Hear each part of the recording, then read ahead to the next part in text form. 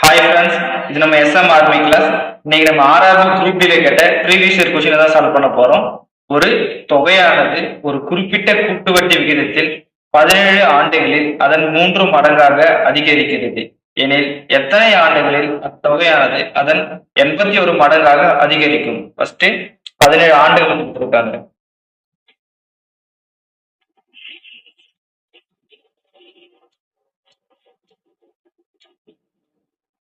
பதினேழு ஆண்டுகளில 3 மடங்காகன்னு சொல்லியிருக்காங்க. அடுத்து 81 மடங்காக எத்தனை ஆண்டுகள் ஆகும்னு கேட்டிருக்காங்க.